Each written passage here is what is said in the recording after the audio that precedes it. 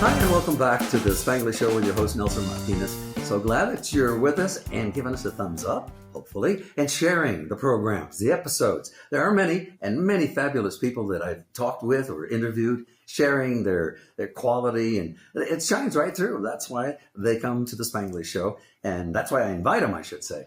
And they, gleefully agree sometimes.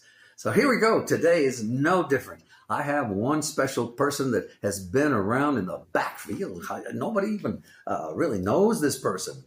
He's very popular, sure. But I want people to know around the world, if you will, and New Mexico for sure, this gentleman right here. Look here. He's with us. Thank you, sir, for being with us. And he is the former CEO and president of an institute you call YDI. Yes. Take it away, Mr. Chris Baca. Thank you, Nelson. It's good to see you again. You're looking wonderful, by the way. I think we have so many things in common. We both wear hankies. Nobody else does that. Yeah, that's right. Where's mine there? So you can tell us what era we graduated. So, yes, I'm very honored to be here with you. Obviously, here's somebody we've known and used to seeing on the big screen, as we might say, in the home. And so just having this opportunity to visit with you on this great podcast is well, let me just tell you a highlight. Oh, thank you. That's really coming from you, sir. That's quite a bit. And you know, he's got a lot of answers to your questions. I'll bet you if you have a child, if you have any kind of family situation, I think you're going to love his story and maybe learn from it. So please stick with us. We're going to talk about that, maybe even some homelessness in there, on how we can approach it perhaps, and what things this gentleman has done, because he's done it all. There's no question about it, and I'm glad you're with us. Well, please hang on to your thoughts. We'll be right back with a lot of interesting stuff from Mr. Chris Baca, the former YDI, and now President of YesHousing. That's what I wanted to hear you. You say it so well. President of YesHousing. President. There you go. Hey, stick with us. We'll be right back. Hi there. The Spanglish Show with Nelson Martinez proudly welcomes our new sponsors. That's right, La Mexicana Tortilla Company. Oh boy, it'll bring you the greatest food and taste and service every time. Thank you to you and Flor de las Flores Dispensary, your go-to spot for care and good service. Thank you. Gracias for supporting our show and community. Really nice to hear that. Stay tuned and stay connected.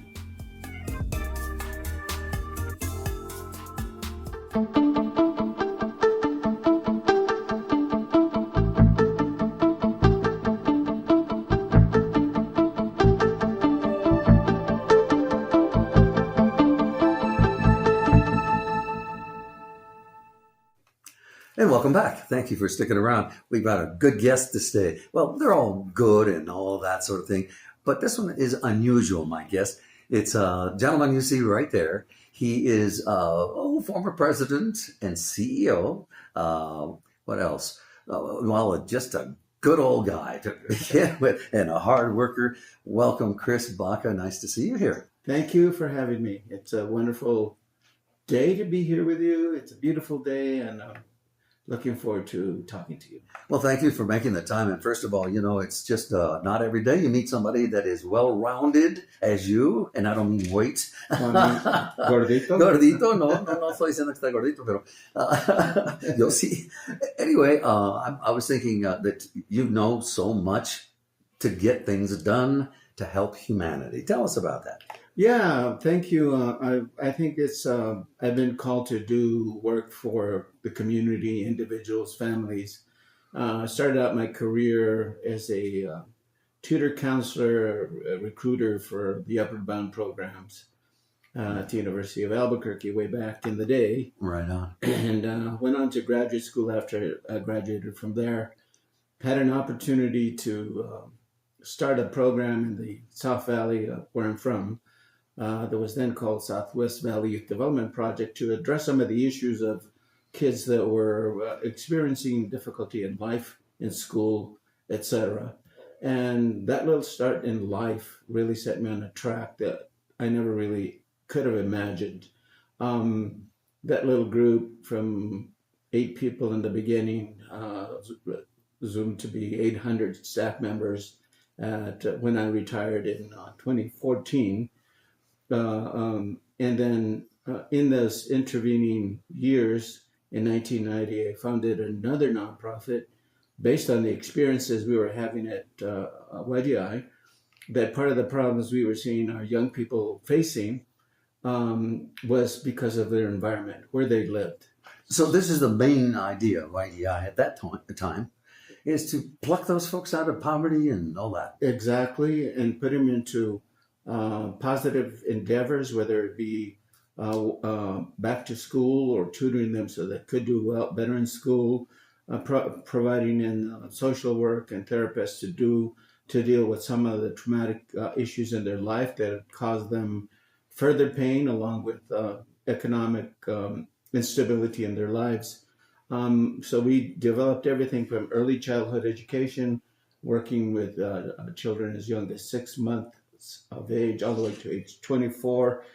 We, at that point in time, had about 50 different programs and served about 10,000 kids and families a year. All from the Albuquerque metro area, or Well, almost everywhere? We were actually from Los Lunas all the way to Taos, actually, and other east and west as well. But it was mostly the Albuquerque area. What do you then do to get the word out? I mean, there's somebody that doesn't really know, well, I need some help, we're out in the street, or something to that effect, you know? Yeah.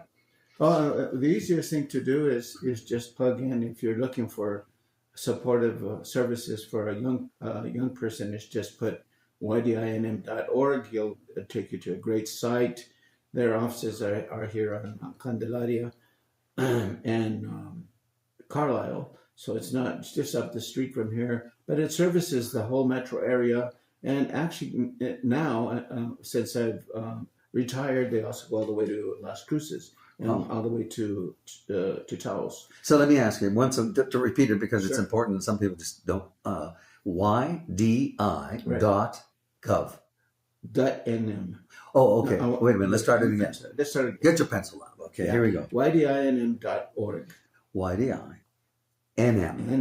nm.org. Yeah. Okay. And there's a group of staff. You know, one of the things I had wished that had hoped and dreamt that when I retired, that somebody that actually had been a student, a client in the program, would eventually take my place, and that's happened. Right on. Yeah. So it's a young man who started working with us when he was 16 or 15 or 16. Actually, then later on came to work for us, and then went on and advanced his education and worked for the state and for Intel, etc. Wow. But when I vacated the position, he worked his way back to YDI and is now the president and CEO, and his name is Robert Chavez. Well, that's great. Things happen so funny way, the way things come together. Right. Huh? Just amazing. You think that there's some divine intervention? I think there is. I think in all of our lives, sometimes what we wish and hope for does come to fruition. And I think that's one of the things that we should all learn is, as much as possible, put yourself in a positive state of mind, because that's possible for good things to manifest themselves as a result of that. But these 41 years that I spent over at YDI gave me a lot of insight into the human condition, especially those that we know and love closest to us in our neighborhoods, and friends and family, and struggles that they're going through, in our attempts as a community-based organization to address those needs. We feel very capable of addressing the needs within our community if we empower ourselves. If we always say somebody else will do it, well, guess what? Somebody else will do it, and you're probably not going to like it. So if that's the place you find yourself in, really put yourself in a position where you can envision yourself as actually doing something positive, not only for yourself, but those that surround you, those that you love, and those that live within your community. It's actually biblical, right? If you really go back to loving your neighbors, you love yourself. When you get to that basic premise, fundamental belief in Christianity as an example, and other religions as well, is how we care for one another. If you put action to those words, good things can and will happen. Great stuff, really is. Hold that thought to Chris Baca, our guest today here on the Spanglish Show. We're going to come right back. There's a lot of stuff that you will find interesting that Mr. Baca has done over the years, 40 of them at least with YDI, right? So, no se vayan, stick around. We'll be right back.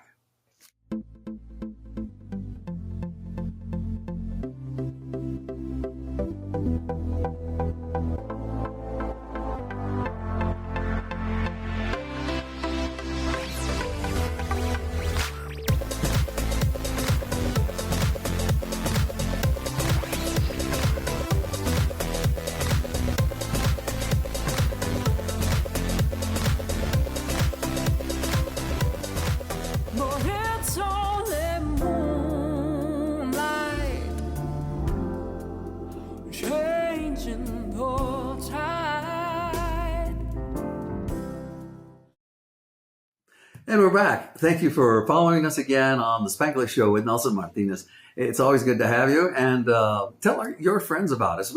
We have so many interesting people. We don't talk politics. We talk just everyday people things, like maybe even some childhood memories you have, or know someone who's so talented that they should be recognized. Such is the case today. We have one talented, multifaceted person right in the studio here. Welcome, Mr. Chris Baca. We were talking just a minute ago about what you do with the youth development people. My gosh, and what you've done, 40 years and then some. Right. My initial job out of graduate school was to take on a small project in the South Valley that started with, basically a neighborhood effort to try to address the issues that were being experienced in the nearby neighborhoods. And I immediately recognized that the problems were much larger than a little group could actually address. So my immediate challenge was to really ramp up the services that we were provided that and people were asking for. And we started small with after-school programs, and then went big and doing everything from early childhood education all the way to what we call transitional living. Those are young people that had aged out of foster care and had never been adopted. Now they're on their own. They were 18 and older. Wow. And so we needed to put them on a path where they were going to be independent. And so we developed programs where we transition them from being in foster care into their own independent lives. And then everything in between, from the 6 months of age to that age, where we could address the issues that were most pressing in their lives, including if they had dropped out of school, or if they had encounters with the juvenile justice system, if they needed to work, those kinds of things, mentorships, all of the things in between, if they needed mental health assistance in terms of through therapy or social work, all of those things. So we ended up then, when I retired back in 2014, with a staff of 700 and more than 50 programs. Wow. It's actually grown since I've left. I think in the intervening 10 years, they've actually expanded. So they're larger now and more present in other communities, all the way to Las Cruces, to Taos. So the folks that are now heading up YDI have done a tremendous job of building on the foundation that we were able to build. Well, I was there for almost 41 years, yes. I was going to ask you, so when did you sit down and realize, and how old were you? 40, we can do the math, but you were 20 something? 23. 23 years young. And I want to know what motivated you, Chris Baca, to start this thing. I mean, gee whiz. Well, I have an interesting story. When I first started, my very first staff meeting when I had the 8 people gathered together, and I had a whole plan in my 23-year-old brain that we were going to do something really significant. And I put together an agenda, and I called a staff meeting, and I would advise against this, by the way, but I learned it the hard way. At 8 o'clock in the morning on a Friday, So people were not in the best of moods. They wanted the 5 o'clock. Anyway, and you start with a meeting that's heavy with all kinds of stuff.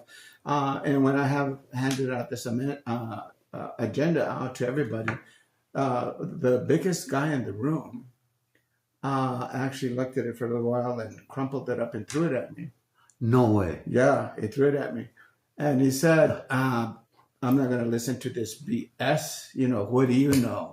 You're not a 23-year-old punk. They just got out of school. Oh, and then you're going to try to tell me how to do this job. And at that moment, I said, maybe the fight or flight of your life. Yeah, I said, well, I can run or I can fight, you know. And I with that kind of challenge facing me basically on day one, I said, maybe this is not the job for me, you know. Yes. But I need to get through this meeting. So I basically immediately pushed back and says, that isn't going to happen.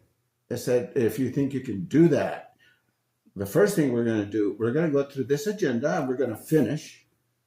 And if at that end of this meeting, you still have the desire to take me outside and kick me, you know what? We can go outside and you can try. So I was talking just out of fear. It was fear. It was either that or start running. Or start running. And I had to go through to get to the door, so I had no choice. So I said that, you know, and then I just poured out my soul, right? I just said, listen, guys, we're here for a reason, right? There's folks that you and I know, probably people that are related to us, that are begging for help, and we're the ones that can do that. We're not ever going to do that unless we can join together and really commit ourselves to this work. If you're willing to commit yourself to this work, we can do big things, right? That's right. That's basically the essence of what I said. I probably use a lot of other words. And I just another really, colorful words. There were some colorful words that were interspersed. But what I found is once I really just let myself be myself and really talk about what I felt was the most necessary thing to do, people started to pay attention, and I could see that they were engaged. I said, okay, maybe this guy knows something. There you go. I really didn't. I really didn't know anything. Was that the phrase that comes in, fake it till you make it? Yeah, fake it till you make it. I was doing that. I said, I just want to get through this meeting, and I want to go and figure out, and go back to my office and figure out if I want to come back Monday, basically the way it happened. But really what I found then is how to connect with people, how to really lead with passion. There you go. Right. Lead with passion. That's a good one. Lead with passion, because if you don't believe in what you're doing, why even what are you doing? Just pack it up and get out of it. Get out. You know, this is not for you. And I challenged the folks in that room at that point in time, if you don't believe in this work, there's nobody's holding you. The door's right there. You can walk out. Eso. And I just put it out there like that. And folks really, it resonated because they needed the job, right? And so that's how we started, you know, and really that group came together so quickly after that, and their work was passionate, right? They cared about what they were doing. And it doesn't matter who you are. You don't have to be a PhD or an MD. People respond to you if they can see that you are true to what you're saying. If they think you're BSing them, it doesn't matter. Just forget about it. Yeah. Just forget about it. You know, I always say, you know, you can be a badass all your life, right? Meaning negative person, right? But you know, you can't hide that in a 10-minute interview. Right.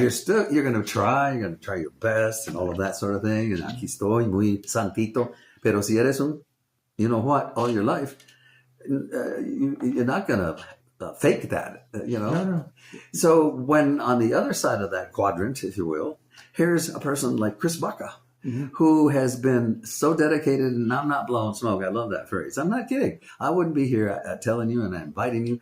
You need some recognition. And I know, humble that you are, you've had enough to carry you for the next several lifetimes, perhaps. But you have a family that supports you, and that's what also has encouraged you. I'm thinking, of course it is. You have a wonderful family. Let's talk about that. Yes, I am so fortunate that I'm at the level of my life early on. I met her when she was 15. She wasn't my girlfriend at that point in time, but and by she, you mean La señora. My wife. La yes, señora. my wife. Jeanette. Jeanette. Who's now, we've been friends and married for almost 50 years, but friends for 60. Wow. Yes. And so when you have that kind of stability in a relationship, you know that that's the bedrock of whatever you do. Because at the end of the day, no matter what your work is you're going to have to go home to someone or something. And if that person is in a nurturing, loving place for you, then you probably are going to not be at your best. Yeah. So when there was behind a great person, there's always be somebody behind them, whether it's a husband or a wife or a friend or a father and a mother that are supporting them, right? So that's the advantage that I think that I had, because I certainly came from very humble beginnings. My 11 brothers and sisters, and then my mom and dad. It was 13 of us in a little house that's maybe it was 1,200 square feet. I don't know. For the first part of my life, we didn't have indoor facilities. We had a bathroom outside. We didn't have. We had light. We had electricity, but it was hanging from a wire, a bulb, and that was it. Isn't that special when you get the experience that you and I had? We also had an outhouse and no plumbing indoor until I was, gosh, I don't know. How old was I? I don't even remember, 10, 11. But I was so excited when they started putting in plumbing. Yes. Oh my gosh. Yes. Isn't it a big deal after winters are really hard if you have to go to the bathroom. And of course, if you have an outdoor toilet, you put it pretty far away from the house. Y frío. Muy frío. And my dad used to say, "Corre vacía el vacín." Remember that? Oh, yeah, the vacín. Yeah. The vacín. Oh, dear, that was gross. But anyway, here we are. We're better people for all We're of that. better people for that. I firmly believe this, that those are early tests that we have in life. Yes. And if we survive those, and our parents teach us how to survive those moments, they will last you forever. Now, I have plenty of education. I have beyond the graduate school. I've actually attended Harvard School for Executives. Wow. As an example, Impressive. I've done national leadership programs that only had 45 people in it, as an example. All of these things, I could say that those are the ones that helped me the most. No, it was my mom and dad that taught me. They got up every day and went to work and did the best job that they could, and they did it with honesty and integrity, right? And they did it for the right reasons. Everything I learned from the book or from these professors and great folks that I was exposed to could not match what I had been taught at home. And I said, we really can't recreate a missing mom or dad or that home situation, but we can be a reasonable alternative to that when you connect to people on a heart-to-heart basis, right? And they know you're not BSing them and that you really mean what you say and you really want to help. That's the whole secret sauce. Isn't that special? Yeah, it's special. Listen, I love your stories, and there are more to come. So we're going to just take another pause real quick and come back and talk about more of your family and also the school motto, the school to career readiness kind of thing. Mm-hmm. You're helping people get from, lackadaisical situation, perhaps. I'm not sure. But you get them ready for work, for the workforce, for the millions of personalities out there that they have to acclimate, or to whom they have to acclimate, or the whole situation. So many different people. Mm-hmm. That's key, I would think, as to, how to guide these people. But you're the professor in this field. You probably know more than mental health therapists and psychiatrists and all of that thing, I'm sure. But nevertheless, hold that thought. And we're going to come right back again, pay some bills. And thank you. You're listening to Chris Baca, a former CEO and president of YDI, and now YesHousing Inc. I like that. That's a clever title. Yeah. Yes, we'll talk about how you come up with that. Sure. And also, what motivated you again? What motivates a person? Where does that passion come from? We're going to talk about that and much more when we come back. What do you mean your DJ canceled? Don't panic. Lessman's can help you. You can rent a sound system for your event at Lessman's Pro Audio and Lighting, and they can also show you how to use the sound system you rent. Don't forget, Lessman's also has film equipment, projectors, screens, plus much more. Make your event more memorable with Lessman's Pro Audio and Lighting. Visit Lessman's today at 5413 Lomas Northeast or online at lessmans.com or call 268-2111. That's 268-2111. Lessman's Mean Gear. Hello again, and bienvenidos to the Spanglish Show with yours truly, Nelson Martinez. You know, you've been listening to Chris Baca, former president and CEO of YDI, Youth Development Incorporated. After more than 40 years of service, Chris may have retired from YDI, but not from his mission. Today, he leads another major endeavor as the president and CEO of YesHousing. In our next episode, we'll dive deeper into Mr. Baca's bold vision for our communities here in the land of enchantment. But is it truly enchanting for everyone? For many, yes. But for those living on the streets, the reality is far different. That's where people like Chris Baca and his dedicated team at YesHousing step in, offering hope, restoring dignity, and building trust through tireless work and compassion. It's Mr. Baca's belief that change is possible, and he's proving it one life at a time. Join us next time on The Spanglish Show, where we'll explore more of his plans, the challenges ahead, and the impact of his work. And don't miss a deeply moving tribute to Chris Baca from his late son, Marcos. A moment you won't want to miss. Only on The Spanglish Show with Nelson Martinez.